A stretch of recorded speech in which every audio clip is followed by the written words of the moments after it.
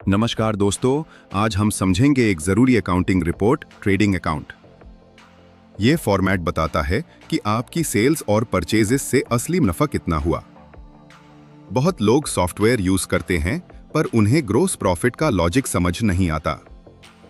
मैं हूं अमृत, 18 साल का प्रैक्टिकल एक्सपीरियंस के साथ। आज मैं आपको दिखाऊंगा सिंपल फॉर्मेट, डमी फिगर्स और टैली की हेल्प से कैसे आप मैनुअल मेथड से रियल प्रॉफिट कैलकुलेट कर सकते हो। तो चलिए शुरू करते हैं। Let's begin. स्वागत है। आज हम हिसाब किताब की दुनिया में थोड़ी गहराई में उतर रहे हैं लर्न विद अमृत प्लेटफॉर्म के एक लेख के जरिए। टॉपिक है ट्रेडिंग अकाउंट। सुनने में शायद बेसिक लगे, पर क्या बिजनेस असल में जानते हैं कि उनका कौन सा प्रोडक्ट कितना कमा रहा है? शायद नहीं, और इसका जवाब अक्सर अकाउंटिंग सॉफ्टवेयर के डिफॉल्ट रिपोर्ट में मिलता भी नहीं। क्यों? चलिए इसी को समझते हैं। बिल्कुल। और हमारा मकसद यही समझना है कि कोई बिजनेस अपने असल खरीद बिक्री के काम से, मतलब कोर ऑपरेशन से, कितना मुनाफा कमा रहा है, जिसे हम ग्रॉस प्रॉफिट कहते हैं। ये जानकारी देखिए किसी भी बिजनेस के लिए बहुत जरूरी है। तो एकदम शुरू से शुरू करते हैं, ये ट्रेडिंग अकाउंट होता क्या है आखिर? देखिए, सरल शब्दों में कहूं तो ये एक स्टेटमेंट है। ये सिर्फ माल खरीदने और बेचने से जो मोटा मोटा मुनाफा या नुकसान होता है ना, बस वो दिखाता है। अच्छा, मतलब बाकी खर्चे जैसे ऑफिस का किराया, सैलरी, वो सब हटाने से पहले? हाँ बिल्कुल। प्रॉफिट एंड लॉस अकाउंट से भी पहले ये सीधे सीधे बिजनेस के ट्रेडिंग प्रदर्शन का आईना है एक तरह से। लेख में लेखक अमृत चित्रगर अपना एक अनुभव शेयर करते हैं।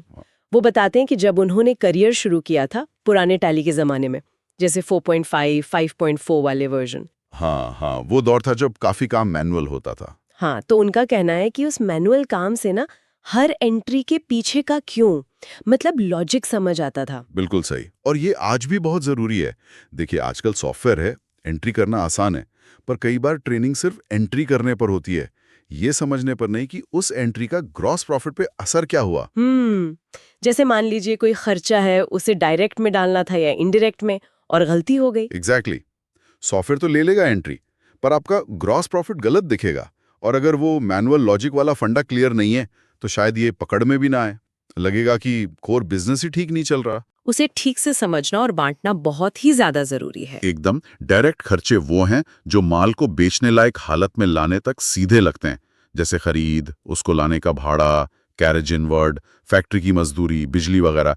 ये सब ट्रेडिंग अकाउंट में। और इनडायरेक्ट? इनडायरेक्ट हुए बिजनेस चलाने के आम खर्चे, ऑफिस का किराया, सेल्स टीम की सैलरी, मार्केटिंग का खर्चा, या फिर ग्राहक तक माल पहुंचाने का भाड़ा, यानी कैरेज आउटवर्ड।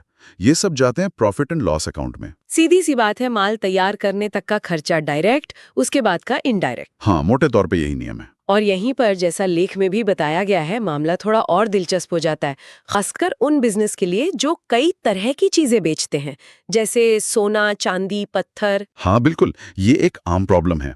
टैली या दूसरे सॉफ्टवेयर आपको टोटल ग्रॉस प्रॉफिट तो दिखा देंगे, लेकिन ये नहीं कि सोने से कितना आया, चांदी से कितना, है ना? सही पकड़ा।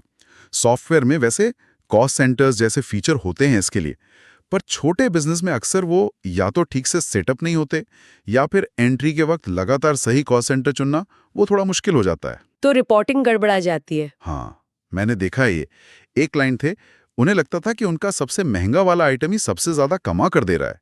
जब हमने एक्सेल में बैठकर आइटम वाइज पूरा हिसाब निकाला, सेल्स, परचेज, स्टॉक सबका, तो पता चला कि एक दूसरा सस्ता लगने वाला आइटम था जो वॉल्यूम की वजह से कई ज्यादा मुनाफा दे रहा था। अरे वाह! तो मतलब सॉफ्टवेयर होते हुए भी ये मुमकिन है कि हम अपनी सबसे जरूरी जानकारी से चूक जाएं। पर एक्सपर्ट जी, एक सवाल है, ये एक्सेल वाली बात थोड़ी पुरानी नहीं लगती? आजकल तो इतने एडवांस सॉफ्टवेयर हैं, एआई की बातें हो रही हैं। देखिए, सवाल पुराना या नया होने का नहीं है, सवाल है जरूरत का और कारगर होने का। अगर आपका महंगा सॉफ्टवेयर भी आपको आसानी से और सही सही आइटम वाइज ग्रॉस प्रॉफिट नहीं बता पा रहा, तो फिर क्या फायदा।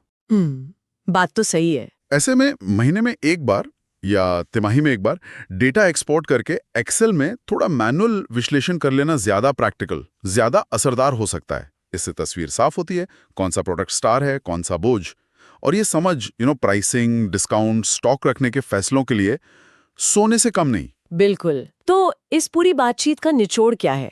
मुझे लगता है 3 मुख्य बातें हैं। हाँ, बताइए। पहली कि ट्रेडिंग अकाउंट बिजनेस के कोर ट्रेडिंग मुनाफे को नापने के लिए बेहद जरूरी है। बिल्कुल। दूसरी, ऑटोमेशन अपनी जगह है, पर एंट्रीज के पीछे का लॉजिक समझना आज भी उतना ही महत्वपूर्ण है। सही कहा। और तीसरा ये कि खासकर अगर बिजनेस कई तरह के आइटम बेचता है तो सॉफ्टवेयर की डिफॉल्ट रिपोर्ट काफी नहीं हो सकती। एक्सेल में मैन्युअल विश्लेषण शायद ज्यादा गहरी और काम की जानकारी दे दे। एकदम सही कहा आपने। और यहीं पर एक सवाल सबके सोचने के लिए छोड़ जाते हैं, क्या आपका जो अभी का अकाउंटिंग सिस्टम है वो आपको सिर्फ टोटल प्रॉफिट बता रहा है, या वो हर जरूरी प्रोडक्ट या सर्विस का अलग अलग मुनाफा भी दिखा रहा है? ये जानना आपकी बिजनेस रणनीति के लिए बहुत बहुत अहम हो सकता है। वाकई ये सोचने वाली बात है, और इस विषय पर और जानकारी चाहिए तो लर्न विद अमृत प्लेटफॉर्म पर जरूर देख सकते हैं, जहां से हमने ये चर्चा उठाई। अगली बार फिर मिलेंगे एक नई जानकारी के साथ। तब तक सीखते रहिए।